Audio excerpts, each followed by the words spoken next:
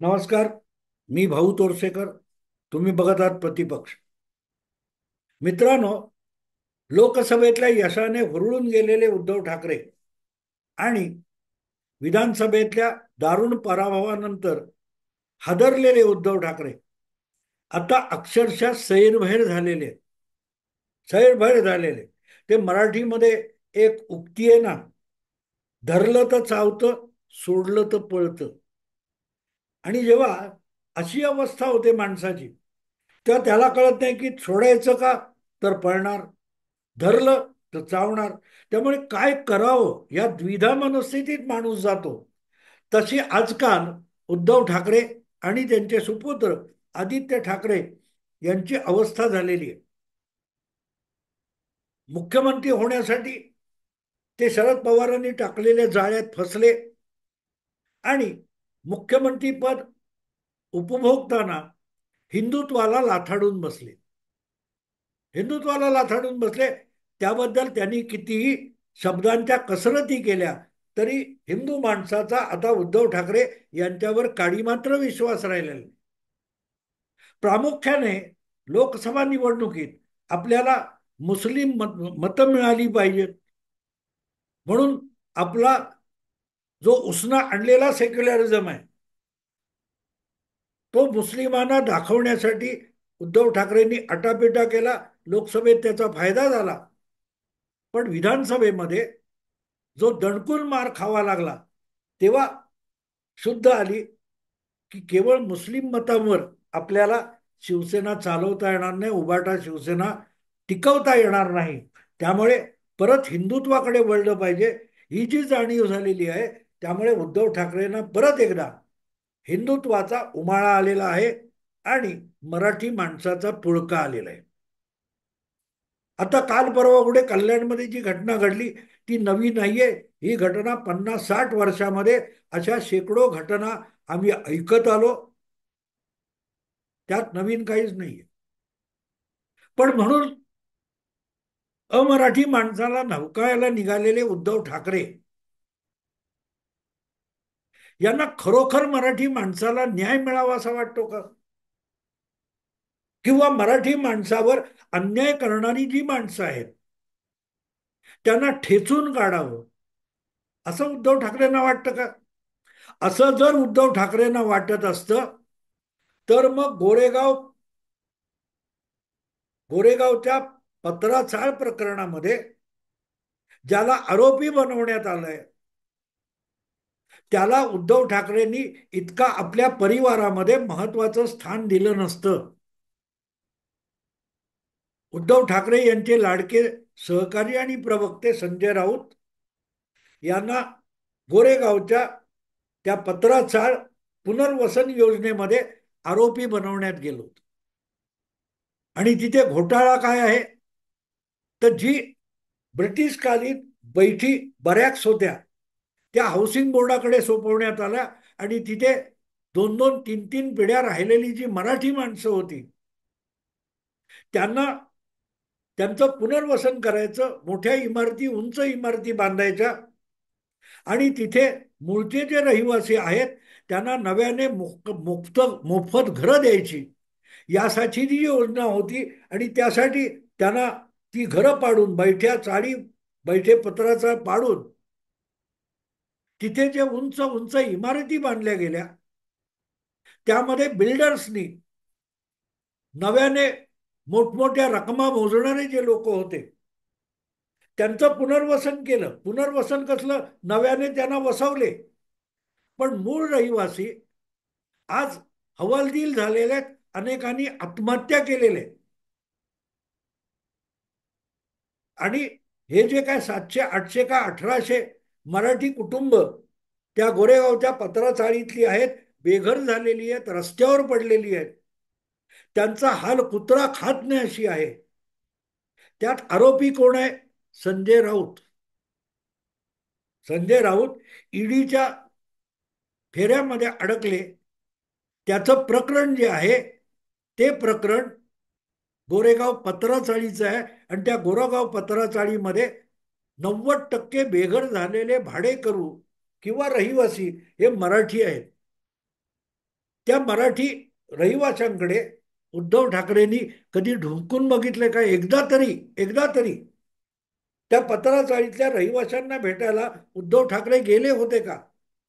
हे प्रकरण जेव्हा गाजायला लागलं तेव्हा जितेंद्र आव्हाड गृहनिर्माण मंत्री होते, उद्धव ठाकरे मुख्यमंत्री होते आणि त्यांचं पुनर्वसन करण्याच्या दृष्टीने नवा एक समारंभ आयोजित केलेला मला आठवतो, लॉकडाऊन असतानाच्या काळामध्ये. पण पुढे काय झाले? जामीन मिळवून संजय राऊत बाहेर आले. पण आजही त्या पहाडी गोरेगाव काय कुठच्या पत्राचाळीचे रहिवासी आहेत, हजारो किंवा शेकडो मराठी कुटुंब आहेत, ती उघड्यावर पडली आहेत. त्यांचा हाल कुत्रा खात नाही. पण त्याविषयी बोलायला उद्धव ठाकरे तयार नाहीत, संजय राऊत तयार नाहीत, आदित्य ठाकरे तयार नाहीत. तेव्हा मराठी माणसाचा जो पुळका उद्धव ठाकरे आणि आदित्य ठाकरेंना आलेला आहे तो हास्यास्पद आहे. हास्यास्पद आहे. कारण त्यांची गंमत अशी झालेली आहे की त्यांना आता कळत नाहीये की आपण जायचं तर कुठल्या बाजूला जायचं. आणि म्हणून परत एकदा हिंदुत्व परत एकदा हिंदुत्व आणि मराठी याचा पुळका त्यांना आलेला आहे. नुसतं तोंडाने असली बकवास केली म्हणून मराठी लोक आपल्याला मतं देतील आणि आपल्या हातून निसटलेली मुंबई महापालिका परत आपल्याला मिळेल आणि आपली टक्केवारी चालू राहील, अशा भ्रमामध्ये उद्धव ठाकरे वावरत आहेत. मित्रांनो, मी बारकाईने बघितलं तर 2.5 वर्षापूर्वी उद्धव ठाकरे यांच्या शिवसेना पक्षामध्ये दुभंग झाल्यानंतर आणि सत्ता गेल्यानंतर 50 खोके एकदम ओके अशा गर्जना डरकाळ्या फोडणारे आदित्य ठाकरे हे सातत्याने एकनाथ शिंदे किंवा महायुतीच्या सरकारवर जो आरोप करतात त्यामध्ये टक्केवारी हा शब्द नेहमी येतो. आपण लोकसभा निवडणूक लढवली, आपण विधानसभा निवडणूक लढवली. या निवडणुकांमध्ये यश मिळो अपयश मिळो त्यामध्ये उबाठा शिवसेनेला किती टक्के मतं मिळाली, आपली मतांची टक्केवारी किती आहे याची आदित्य ठाकरेंना अजिबात फिकीर नाही. त्यांना प्रत्येक महाराष्ट्र सरकार असो किंवा आणखीन कुठला व्यवहार असो त्या व्यवहारामध्ये टेंडर देताना टक्केवारी किती वसूल केली जाते, किती टक्के लाच खाल्ली जाते हे आदित्य ठाकरेंना माहिती असतं. ते काम झालं की नाही, काम योग्य झालं का, झालं नाही का, काय तो मालवणचा तो शिवाजी महाराजांचा पुतळा तो वादळामुळे पडला तर त्यात किती टक्केवारी. टक्केवारी हा शब्द आदित्य ठाकरे पकडून बसलेले. बालपणापासून आपल्या पित्याच्या सहवासात आदित्य ठाकरे महापालिकेचा कारभार बघत बघतच मोठे झाले आणि महापालिकेचा कारभार म्हणजे टक्केवारी. तुम्हाला आठवतं मित्रांनो, एक 8-10 वर्षापूर्वी कधीतरी शिवसेनेच्या एक महिला महापौर होत्या आणि त्या महिला महापौरांनी मनसेचे काय गटनेते महापालिकेतले संदीप देशपांडे यांच्याशी जे फोनवर संवाद साधला होता त्या संवादाचं ऑडिओ क्लिप ही संदीप देशपांडे यांनी सार्वजनिक केली होती. तर त्यामध्ये स्थायी समितीत असलेले संदीप देशपांडे यांना किती टक्के हवेत वगैरे विचारलं जात होतं, अशी ती ऑडिओ क्लिप होती. त्यामुळे असे संसार घेऊन जर आदित्य ठाकरे आपल्या बालपणातून तरुणपणात आणि राजकारणात आले असतील तर त्यांना राजकारण म्हणजे फक्त टक्केवारी वाटणं स्वाभाविक आहे. आणि त्यामुळे राजकारणात केवळ टक्केवारीसाठी आलेला त्यांचा पिता किंवा खुद्द आदित्य ठाकरे यांना आज जो हिंदुत्वाचा आणि मराठी माणसाचा पुळका आलाय तेव्हा आपण केलेली पाप, आपण केलेल्या चुका लपवण्यासाठी आपण काय करणार हे उद्धव ठाकरे सांगत नाहीत. पण उलट म्हणतात, एवढं तुम्हाला वाटतं ना हिंदुत्व हिंदुत्व, मग सावरकरांना भारतरत्न द्या. म्हणजे दुसऱ्यांनी काय करावं हिंदुत्वासाठी याची संपूर्ण यादी उद्धव ठाकरे आणि आदित्य ठाकरे यांच्याकडे तयार आहे. पण हे पिता पुत्र ठाकरे पिता पुत्र हिंदुत्वासाठी मराठी माणसासाठी काय करणार याचा मात्र थांग पत्ता दोघांनाही नाहीये. भाजपने सावरकरांना काय तो भारतरत्न पुरस्कार दिला पाहिजे, आणखीच कुठे तमुक तमुक केलं पाहिजे, अमुक अमुक केलं पाहिजे. मी काहीतरी करीन, आम्ही याच्यासाठी अमुक करू, असं उद्धव ठाकरे कधीही म्हणत नाही. कधीही म्हणत नाही. कारण करायचं काहीच नाही, घ्यायचं फक्त आहे टक्केवारी. आणि आता सुद्धा हिंदुत्वाचा पुळका किंवा मराठी माणसाचा पुळका आलाय. कारण विधानसभा निवडणुकीनंतर आपल्या पायाखालची हिंदुत्वाची आणि मराठी अस्मितेची जमीन सरकली आहे याची खात्री पटलेली आहे.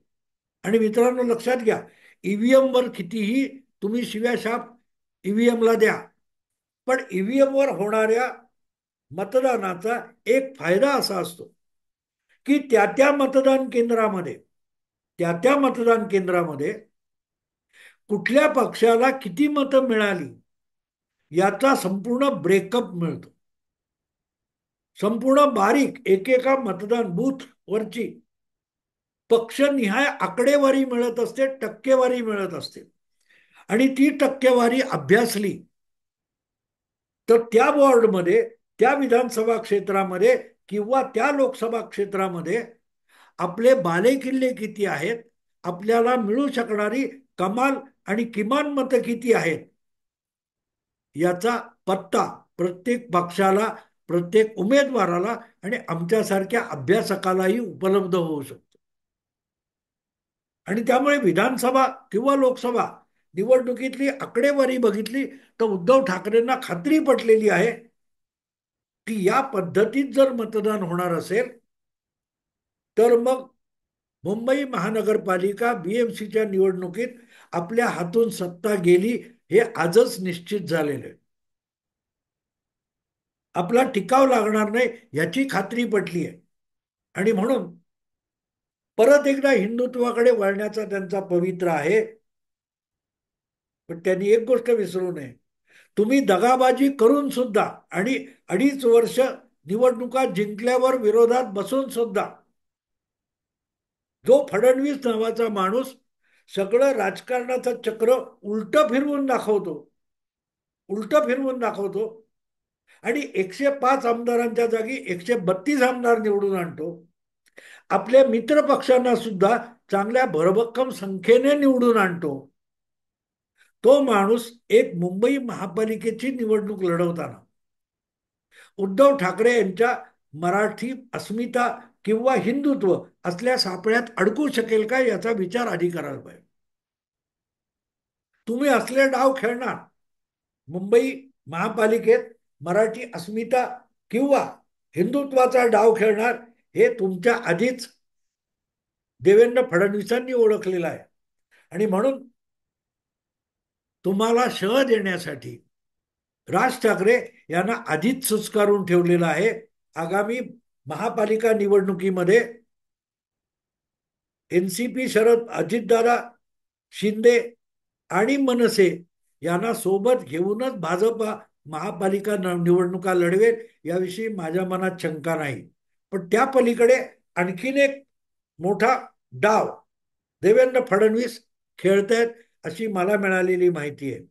आणि तो डावपेच असा आहे की ज्या हिंदुत्वाकडे परत उद्धव ठाकरे वळू बघतायत त्यांना काटछळ देण्यासाठी आणि जो मुद्दा उद्धव ठाकरे महापालिका निवडणुकांमध्ये हिरिरीने मांडणार आहेत त्याला काटछळ देण्यासाठी आत्तापासूनच मुंबई आणि महाराष्ट्र भाजप आणि देवेंद्र फडणवीसांनी तयारी केलेली आहे.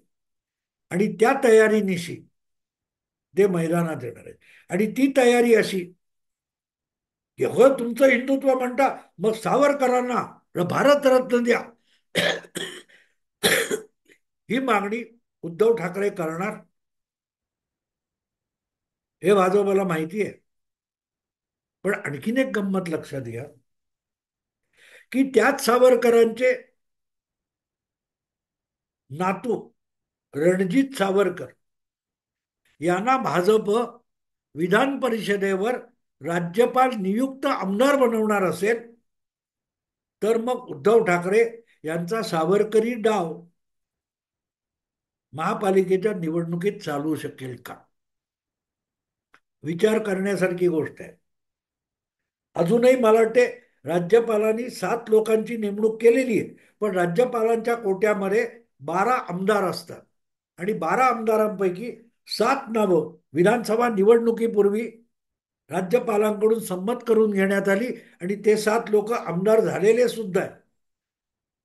पण अजून 5 नावं राज्यपालांकडून विधानसभेमध्ये नियुक्त केली जातील आणि त्यापैकी एक नाव रणजित सावरकर असं आहे की जे स्वातंत्र्यवीर सावरकरांचे नातू आहेत अशी माहिती मला मिळालेली आहे. भारतरत्न सोडून द्या, पण आजच्या पिढीतल्या सावरकरांसाठी जे आजही हिरिरीने आणि निष्ठेने सावरकरांचं हिंदुत्व जपतात, सावरकर स्मारक हे हिंदुत्वासाठी वाहून चालवतात, त्यांना आम्ही सन्मानित करतोय. हे भाजप दाखवू शकतो अशी ही खेळी आहे. आजपर्यंत तुम्ही शिवाजी पार्कमध्ये सुद्धा सावरकरांचा घोर अपमान होत असताना हिंदू हा शब्द उच्चारायला घाबरला. ज्या सावरकर स्मारकाच्या आणि शिवाजी पार्कच्या मंचामध्ये फक्त सावरकर रस्ता आहे, त्या बाजूला सावरकर स्मारक, या बाजूला शिवाजी पार्क मैदान आणि त्यातला मंच व्यासपीठ, तिथे तुम्ही हिंदू शब्द राहुल गांधींसमोर बोलायला घाबरता. असे उद्धव ठाकरे जेव्हा सावरकरांची बाजू घेऊन हिरिरीने बोलायला लागतात, तेव्हा त्याचं उत्तर देवेंद्र फडणवीस देणार नाहीत, ते रणजित सावरकर देऊ शकतात. आणि रणजित सावरकर यांनी उत्तर देण्याची गरजच नाही.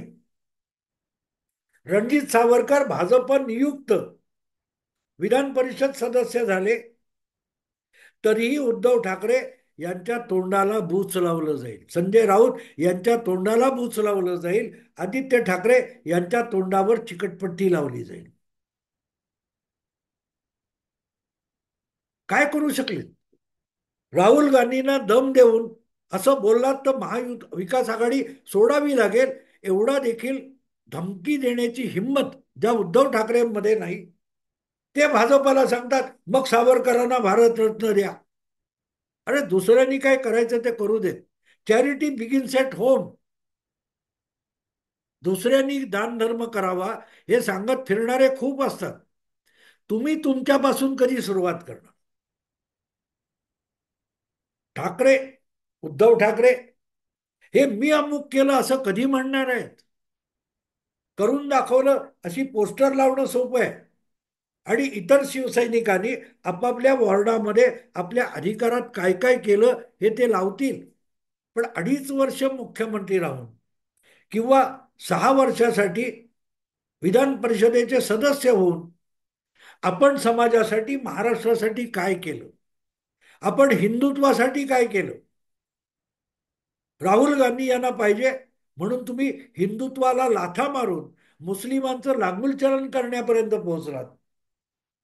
राहुल गांधींना हिंदुत्वादाकडे आणू शकला नाही, पण राहुल गांधींना चुचकारण्यासाठी उद्धव ठाकरे शिवसेनेला सेक्युलर बनवण्यापर्यंत जाऊन पोहोचले, मुस्लिम तुष्टीकरणापर्यंत जाऊन पोहोचले, वक्फ बोर्डाचं समर्थन करण्यापर्यंत पोहोचले. आणि आता महापालिका पण हातातून जाईल म्हणून तडफड चालू आहे. ते म्हणतात ना, त्या राक्षसाचा जीव कुठल्या तरी पोपटामध्ये, पक्षामध्ये असायचा, जो पक्षी पिंजऱ्यात आहे आणि त्या पक्षाला मारलं की राक्षस मरणार. तसा उद्धव ठाकरे आणि त्यांच्या उभाटा शिवसेनेचा जीव महापालिकेच्या टक्केवारीच्या पिंजऱ्यात अडकलेला आहे. आदित्य ठाकरे उठसूट टक्केवारी का बोलतात आणि आता ती टक्केवारी पूर्णपणे हातची जाणार, हे दुःख आहे. दुःख लक्षात घ्या. महापालिकेवर भगवा फडकणार की नाही फडकणार याची फिकीर नाहीये. महापालिकेतून जी टक्केवारी काढता येते, त्या टक्केवारीत आपला हक्क आणि हिस्सा राहणार नाही, ही वेदना आणि हे दुःख आहे. आणि त्यासाठी ती टक्केवारी आपल्या हाती राहावी यासाठी मराठी अस्मिता आणि हिंदुत्वाचा पुळका उद्धव ठाकरेंना आलेला आहे. आणि म्हणून मग सावरकरांना भारतरत्न द्या. अरे 10 वर्ष हे तुम्ही बोलताय. तुम्ही स्वतः काय करू शकले? तुम्ही स्वतः काय करू शकले? आंबेडकरांचं स्मारक असो, भाजपच्या मोदी सरकारने इंदू मिलची जागा त्यांना दिली. देवेंद्र फडणवीसांच्या सरकारने मुंबईचा महापौर बंगला हा बाळासाहेब ठाकरे स्मारकासाठी दिला. उद्धव ठाकरे 2.5 वर्ष मुख्यमंत्री असताना त्यांनी असं कुठलं मोठं औदार्य कुठल्या तरी राष्ट्राच्या महापुरुषासाठी दाखवलं का? आपण काहीतरी दिलं, मी काहीतरी दिलं. शेतकऱ्यांचे सातबारे कोरे करायला निघाले होते. किती लोकांचे कोरे झाले आणि कितींचे कोरे करकरीत राहिले. असो, एक गोष्ट आहे की परत जो उद्धव ठाकरेंना हिंदुत्वाचा आणि मराठी अस्मितेचा पुळका आलाय, त्यावर भाजपने सावरकरी काठ देण्याची योजना आखलेली आहे. नजीकच्या काळात मला मिळालेली माहिती कितपत खरी आहे हे सिद्ध होईल. आत्ता इथेच थांबतो. आवडलं लाईक करा, शेअर करा आणि प्रतिपक्षाला सबस्क्राईब करा. नमस्कार.